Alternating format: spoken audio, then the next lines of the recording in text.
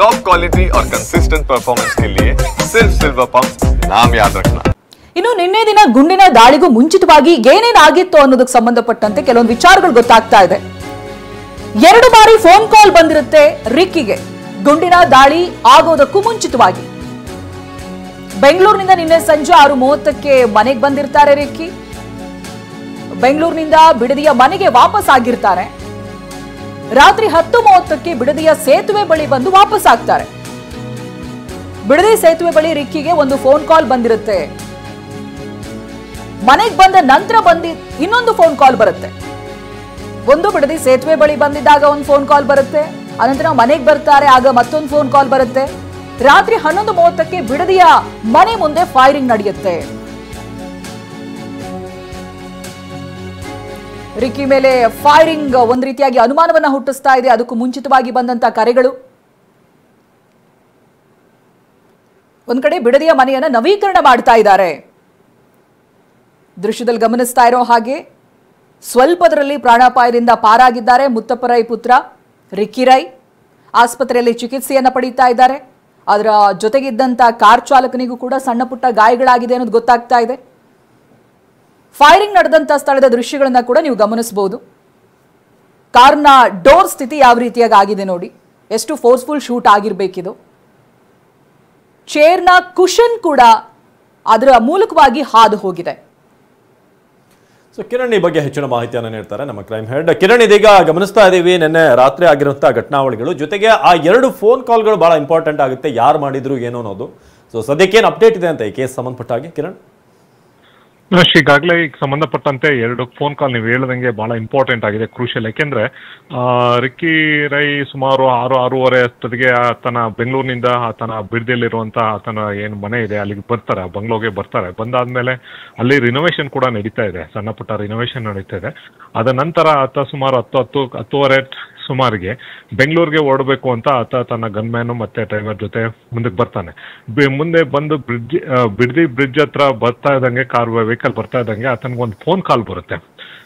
ಸುಮಾರು ಒಂದು 3 ನಿಮಿಷ ಮಾತಾಡಿದ ನಂತರ ಮತ್ತೆ ವಾಪಸ್ಸು ಆತ ಬೆಂಗಳೂರಿಗೆ ಹೋಗೋದಿಲ್ಲ, ವಾಪಸ್ ಮತ್ತೆ ಪುನಃ ಬಿಡದಿಲಿರೋ ಅವರ ಮನೆಗೆ ವಾಪಸ್ ಬಂದಿರ್ತಾರೆ.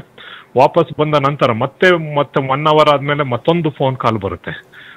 ಮತ್ತೆ ಅಲ್ಲೊಂದಷ್ಟೊತ್ತು ಮಾತಾಡಾದ್ಮೇಲೆ ಬಹುಶಃ ಅದು ಏನನ್ಸ್ತಾ ಏನೋ ಬೆಂಗಳೂರಿಗೆ ಹೋಗ್ಬೇಕು ಅಂತ ಏನೋ, ಮತ್ತೆ ಅಲ್ಲಿಂದ ಆತ ಬೆಂಗಳೂರು ಕಡೆಗೆ ಬರಬೇಕು ಅಂತ ಬರ್ಬೇಕಾದ್ರೆ ಆತ ಮನೆಯಿಂದ ಸ್ವಲ್ಪ ದೂರ ಅಂದ್ರೆ ಜಸ್ಟ್ ಅಲ್ಲಿಂದ ಅವರ ಮೇನ್ ಏನ್ ರೋಡ್ ಇದೆ ಅಲ್ಲಿಗೆ ಬಂದ ತಕ್ಷಣ ಈ ತರ ಒಂದು ಘಟನೆ ಆಗಿದೆ. ಈಗ ಸಂಬಂಧಪಟ್ಟಂತೆ ಇದು ಕಂಪ್ಲೀಟ್ ಆಗಿ ಆತನಿಗೆ ಏನಾರ ಮಾಹಿತಿ ಇತ್ತೋ ಅಥವಾ ಏನಾರ ಅಟ್ಯಾಕ್ ಆಗುತ್ತೆ ಅನ್ನೋ ಒಂದು ಮಾಹಿತಿ ಇತ್ತೋ, ಅಥವಾ ಈ ಸಂಬಂಧಪಟ್ಟಂತೆ ಇಲ್ಲ ನನ್ಗೆ ಏನ್ ಮಾಡ್ತಾರೆ ಅನ್ನೋದು ಆತನ ಒಂದು ಆ ಧೈರ್ಯದಿಂದ ಆತ ಏನಾರ ಹೊರಗಡೆ ಬಂದು, ಅಥವಾ ಆ ಫೋನ್ ಕಾಲ್ ಯಾರು ಕೊಟ್ಟಿದ್ರು, ಮಾಹಿತಿ ಯಾರ ಕೊಟ್ಟಿದ್ರು, ಅಥವಾ ಯಾವ ವಿಚಾರಕ್ಕೆ ಫೋನ್ ಮಾಡಿದ್ರು ಅನ್ನೋದು.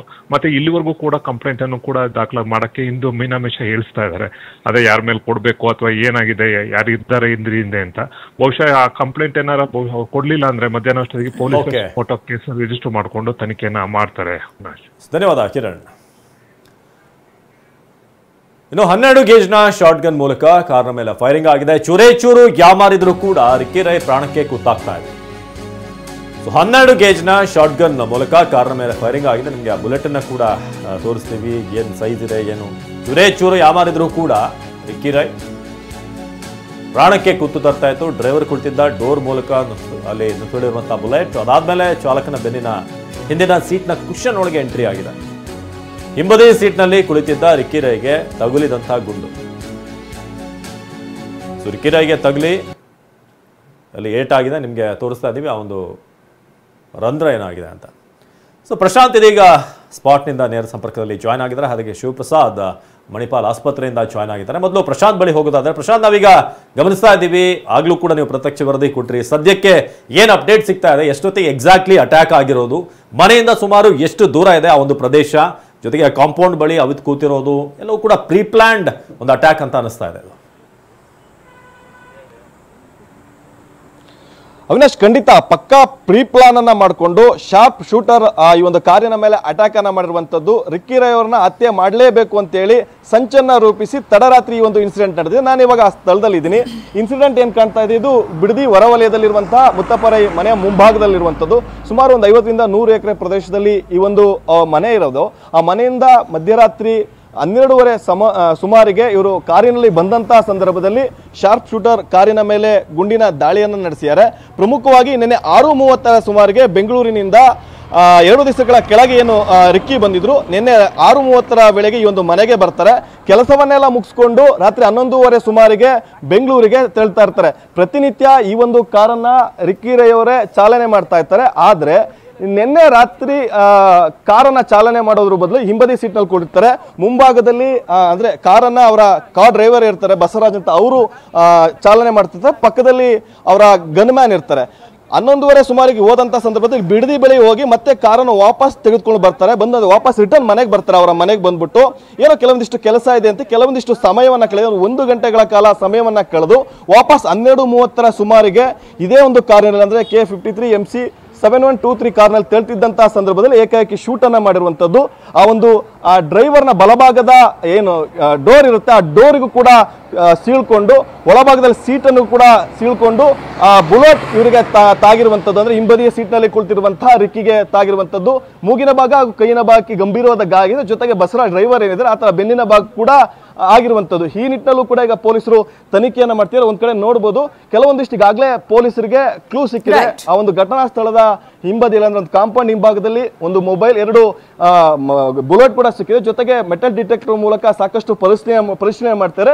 ಈ ನಿಟ್ಟಿನಲ್ಲಿ ಈಗಾಗಲೇ ಪ್ರಕರಣ ಕೂಡ ದಾಖಲು ಮಾಡ್ಕೊಳ್ತಾ ಇರುವಂತದ್ದು. 3 ಜನರ ವಿರುದ್ಧ ಪ್ರಕರಣ ಕೂಡ ಈಗ ದಾಖಲೆ. ಕಾರಿನ ಚಾಲಕ ಬಸವರಾಜ್ ಏನಿದ್ದಾನೆ ಆತ ಬಿಡದಿ ಠಾಣೆಯಲ್ಲೂ ಕೂಡ ಪ್ರಕರಣವನ್ನ ದಾಖಲಿಸಿರುವಂತದ್ದು. ಚೈತ್ರ, ರೈಟ್. ಪ್ರಶಾಂತ್, ಹಾಗೆ ಸಂಪರ್ಕದಲ್ಲಿರಿ. ಇನ್ನು ಫೈರಿಂಗ್ ನಿಂದ ಕೂದಲೆಳೆ ಅಂತರದಲ್ಲಿ ರಿಕ್ಕಿ ರೈ ಪಾರಾಗ್ತಾರೆ. ಇದೀಗ ಬೆಂಗಳೂರಿನ ಮಣಿಪಾಲ್ ಆಸ್ಪತ್ರೆಯಲ್ಲಿ ಅವರಿಗೆ ಚಿಕಿತ್ಸೆಯನ್ನ ಕೊಡಿಸಲಾಗ್ತಾ ಇದೆ. ಮುತ್ತಪ್ಪ ರೈ ಪುತ್ರ ರಿಕ್ಕಿಯ ಮೂಗು ಹಾಗೆ ಕೈ ಭಾಗಕ್ಕೆ ಗಾಯಗಳಾಗಿದೆ. ಕೆಎಸ್ಆರ್ಪಿ ತುಕಡಿ ನಿಯೋಜನೆ ಆಸ್ಪತ್ರೆಗೆ ತುರ್ತುನಿಗಾ ಘಟಕದ ಬಳಿ ಹೈ ಅಲರ್ಟ್ ಅನ್ನ ಕೂಡ ಅಲ್ಲಿ ನೀಡಲಾಗಿದೆ. ಶಿವಪ್ರಸಾದ್ ಈ ಬಗ್ಗೆ ಹೆಚ್ಚಿನ ಮಾಹಿತಿಯನ್ನು ಕೊಡ್ತಾರೆ. ಆಸ್ಪತ್ರೆ ಮುಂಭಾಗದಿಂದ ನಮ್ಮ ಜೊತೆಗೆ ಲೈವ್ ನಲ್ಲಿ ಜಾಯ್ನ್ ಆಗ್ತಾ ಇದ್ದಾರೆ. ಶಿವಪ್ರಸಾದ್, ಏನೇನು ಗೊತ್ತಾಗ್ತಾ ಇದೆ? ನಿನ್ನೆ ದಿನ ಎಷ್ಟು ಗಂಟೆಗೆ ಅವರನ್ನ ಆಸ್ಪತ್ರೆಗೆ ದಾಖಲಿಸಲಾಗಿತ್ತು? ಜೊತೆಗೆ ಈಗಿನ ಆರೋಗ್ಯ ಸ್ಥಿತಿ ಬಗ್ಗೆ ಏನ್ ಗೊತ್ತಾಗ್ತಾ ಇದೆ ಶಿವಪ್ರಸಾದ್? ಚೈತ್ರ, ನಿನ್ನೆ ತಡರಾತ್ರಿ 12:30ರಿಂದ 1 ಗಂಟೆ ಸುಮಾರಿಗೆ ಮುತ್ತಪ್ಪ ರೈ ಪುತ್ರ ರಿಕ್ಕಿ ರೈರನ್ನ ಆಸ್ಪತ್ರೆಗೆ ಕರೆತರಲಾಗಿರ್ತಕ್ಕಂಥದ್ದು. ಓಲ್ಡ್ ಏರ್ಪೋರ್ಟ್ ರಸ್ತೆಯ ತನ್ನ ಹಿಂಭಾಗದಲ್ಲಿ ಕಾಣ್ತಿರ್ತಕ್ಕಂಥ ಮಣಿಪಾಲ್ ಆಸ್ಪತ್ರೆಯ ತೀವ್ರ ನಿಗಾ ಘಟಕದಲ್ಲಿ ಈಗಾಗಲೇ ಅವರಿಗೆ ಚಿಕಿತ್ಸೆ ಮುಂದುವರೆದಿರ್ತಕ್ಕಂಥದ್ದು. ಮೂಗಿನ ಬಳಿಯಲ್ಲಿ ಅವರಿಗೆ ಹೆಚ್ಚಾಗಿ ಪೆಟ್ಟಾಗಿರ್ತಕ್ಕಂಥದ್ದು. ಈ ಹಿನ್ನೆಲೆಯಲ್ಲಿ ಈಗಾಗಲೇ ನುರಿತ ವೈದ್ಯರ ತಂಡದಿಂದ ಚಿಕಿತ್ಸೆಯನ್ನು ಕೂಡ ಕೊಡಲಾಗ್ತಿರ್ತಕ್ಕಂಥದ್ದು. ತದನಂತರದಲ್ಲಿ ಮುತ್ತಪ್ಪ ರೈ ಪುತ್ರ ರಿಕ್ಕಿ ರೈ ಏನಿದ್ದಾರೆ ಇವರು ಸ್ಟೇಟ್ಮೆಂಟ್ ಅನ್ನು ಕೊಡೋದಕ್ಕೆ ಅರ್ಹರಾಗಿದ್ದಾರೆ. ಅಂದರೆ ಸ್ಟೇಟ್ಮೆಂಟ್ ಅನ್ನು ಕೊಡುವಷ್ಟು ಚೇತರಿಸಿಕೊಂಡಿದ್ದಾರೆ ಅಂತ ಹೇಳಿದಂತ ಬಳಿಕ ವೈದ್ಯರಿಂದ ಮಾಹಿತಿಯನ್ನು ಪಡೆದುಕೊಂಡಂತ ಬಳಿಕ ಬಿಡದಿ ಪೊಲೀಸರು ಬಂದು ಹೇಳಿಕೆಯನ್ನು ದಾಖಲು ಮಾಡಿಕೊಳ್ಳುವಂತಹ ಸಾಧ್ಯತೆಗಳು ಕೂಡ ಇರತಕ್ಕಂಥದ್ದು. ಈಗಾಗಲೇ ಆಸ್ಪತ್ರೆ ಸುತ್ತಮುತ್ತಲೂ ಕೂಡ ಬಿಗಿ ಪೊಲೀಸ್ ಬಂದೋಬಸ್ತನ್ನು ಕೂಡ ನಿಯೋಜನೆಗೊಳಿಸಿರ್ತಕ್ಕಂಥದ್ದು. ಒಂದು ಕೆಎಸ್ಆರ್ಪಿ ತುಕಡಿಯನ್ನು ಕೂಡ ನಿಯೋಜನೆಯನ್ನ ಮಾಡಲಾಗಿದೆ.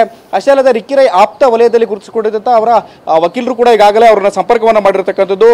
ಮುತ್ತಪ್ಪ ರೈ ಪುತ್ರ ರಿಕ್ಕಿ ರೈದ ಜೊತೆಗಿದ್ದಂತ ಬಸವರಾಜ್ ಏನಿದ್ದಾರೆ ಆ ಚಾಲಕ ಈಗಾಗಲೇ ಬಿಡದಿಯ ಪೊಲೀಸ್ ಠಾಣೆಗೆ ತೆರಳಿ ಮಾಹಿತಿಯನ್ನು ಕೂಡ ನೀಡಿದ್ದಾರೆ ಅಂತ ಹೇಳಿ ಮಾಹಿತಿ ಲಭ್ಯ ಆಗಿರ್ತಕ್ಕಂಥದ್ದು. ಈಗಾಗಲೇ ವೈದ್ಯರಿಂದ ಚಿಕಿತ್ಸೆ ಮುಂದುವರೆದಿದೆ.